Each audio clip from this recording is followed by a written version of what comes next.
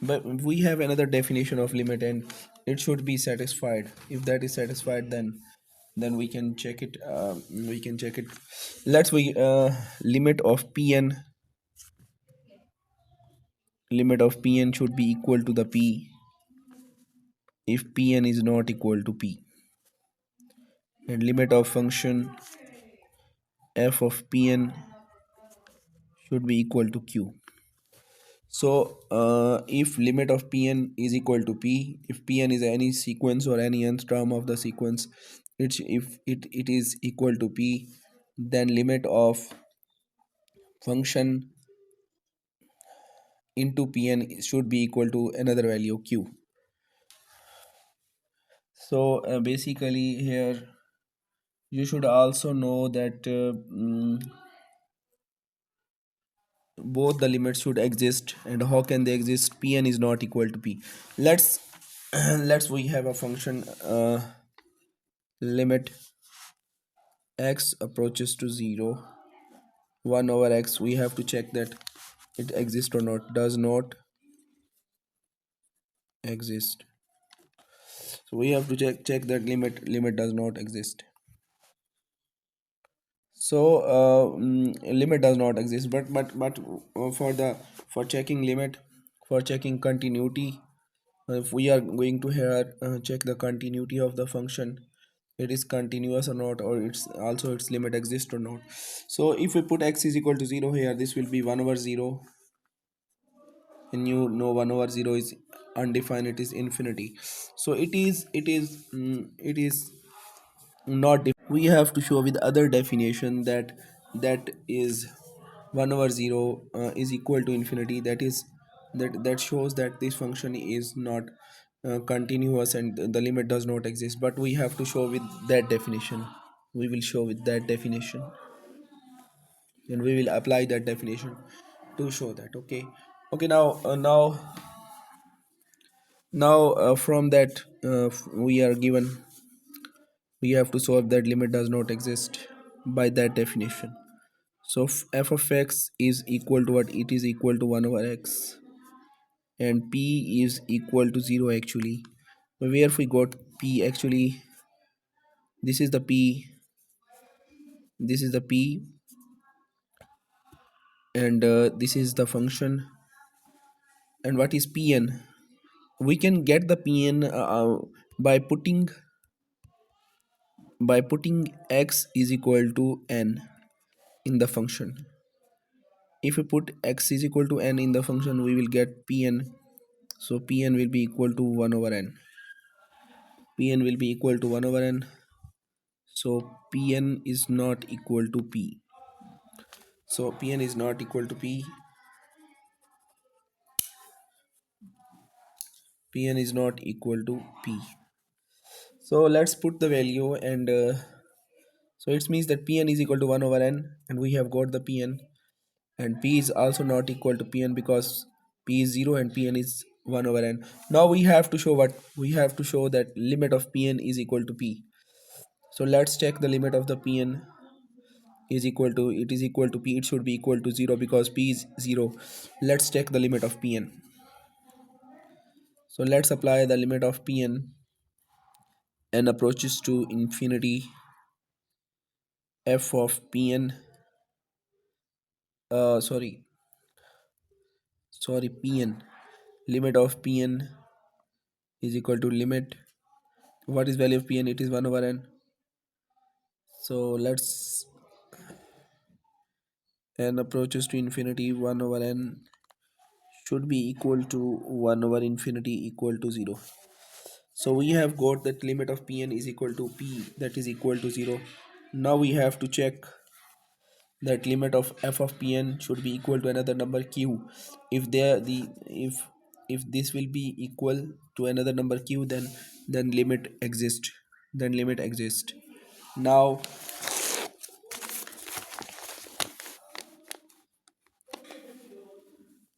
now let's take the limit of f of pn. So what was f of x? It was f of x was 1 over x, and now we have to put the value of pn. We have to put x is equal to Pn. Now let's put x is equal to Pn. So limit of f of Pn is equal to limit of f into 1 over n is equal to limit 1 over 1 over n, and now after taking reciprocal, limit n approaches to infinity, it will be n and it will be in undefined. That is not equal to any number q because it is equal to infinity. So it means that limit does not exist. Limit of f of x does not exists. Limit of f of x does not exist. So limit of x approaches to 0 1 over n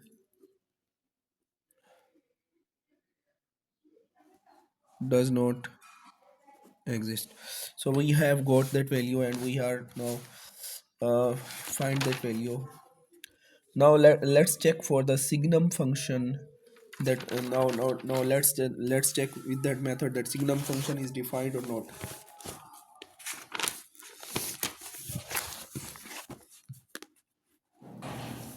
So we have to check one thing. We have to check what we have to check one thing, that limit, if limit of Pn equal to P, then for any Pn is not equal to P, then limit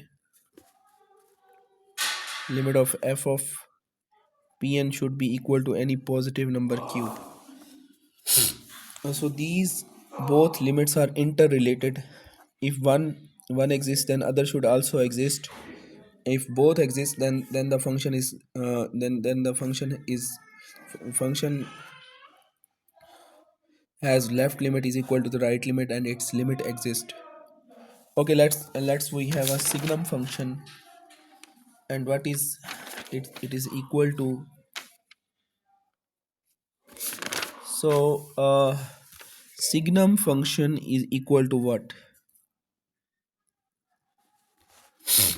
Signum function is equal to 1 if x is greater than 0. It is equal to 1 if x is greater than 0. It is equal to 0 if x is equal to 0, and it is equal to minus 1 if x is less than 0. Okay, now it is also called heavy side function, unit step function it is also called. So what is the value of signum function? Signum function is equal to sine of x over x mod x is not equal to 0. So this is the value of signum function, and we have to check that limit of the signum function does not exist. So limit of signum function we have to check it on 0. Signum function we have to check it on 0. Okay, now if you are going to check the limit of signum function, then our function, then let's compare it.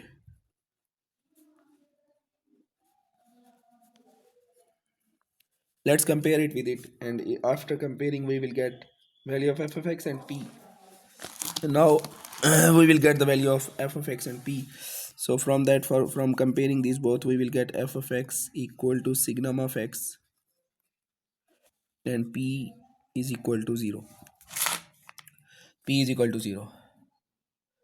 So now we have to check what? We have to check that what is the limit of the signum function at 0. So let's check the limit of, first of all we have to check limit of Pn is equal to P, limit of Pn. So how can we get the Pn? So let's put n is equal to x in f of x to get the Pn. So let's put,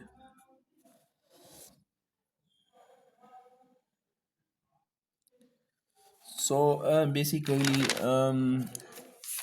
to get the Pn we have to put n is equal to n is equal to x, but in that case as we know that we have to suppose another value. We have to suppose actually pn equal to, we can also suppose the pn should be, we are supposing is it is equal to minus 1 power n and n over n. Okay, so we have got that pn. So if we apply the limit on that pn,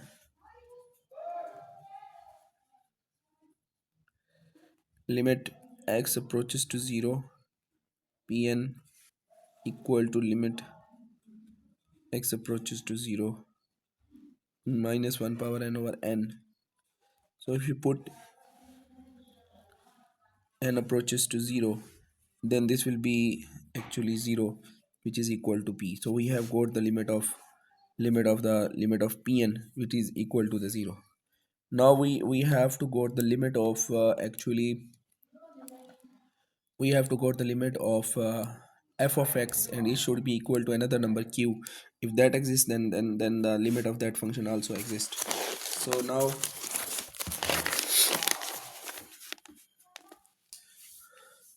now let's check the limit of f of pn. So for that, it should be equal to any positive number. So let us suppose pn is equal to, we have to suppose pn is equal to what? It was given minus 1, it was, we have recently supposed minus 1 power n over n. Okay, so now what to do? Now we have function signum of x is equal to x over x mod, and we have to put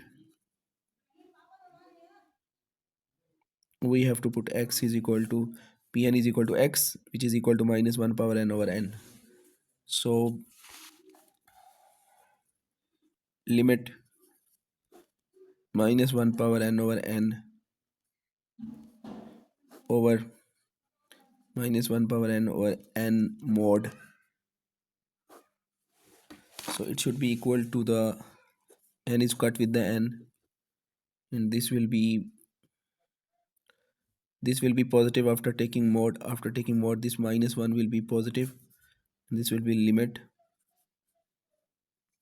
n approaches to infinity, this will be left minus 1 power n. And we know that limit as limit of the function f of pn does not exist in R. So it means that limit of, because the limit of pn is equal to p, but the limit of f of pn is not equal to some other value q. So limit of f of x approaches to p does not exist. So this is proof. You can similarly prove another functions, many functions you can prove like that. For example, if we have a function and limit of that function is x approaches to p is equal to c, then we can also find the limit of other function, limit of x approaches to p x square, and limit of function x approaches to p 1 over x. We can find these both limits easily. Now let's find the limit of both these functions.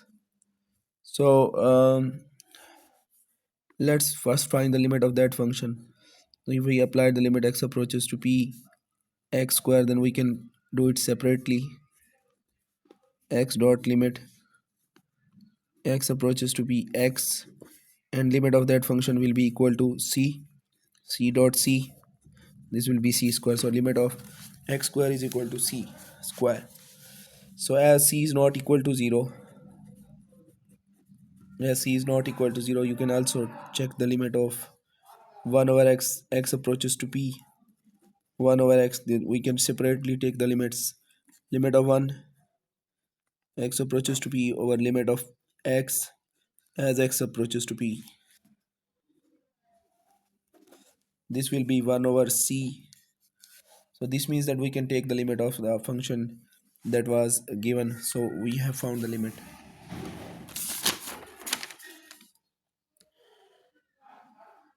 Similarly, another theorem that was given, that was the sandwich theorem, and you can also use the sandwich theorem if you have to find the limit. Sandwich theorem says that if we have functions and we have function x square less than x power 1 by 2 less than x power 1. For example, we have three functions, and the limit of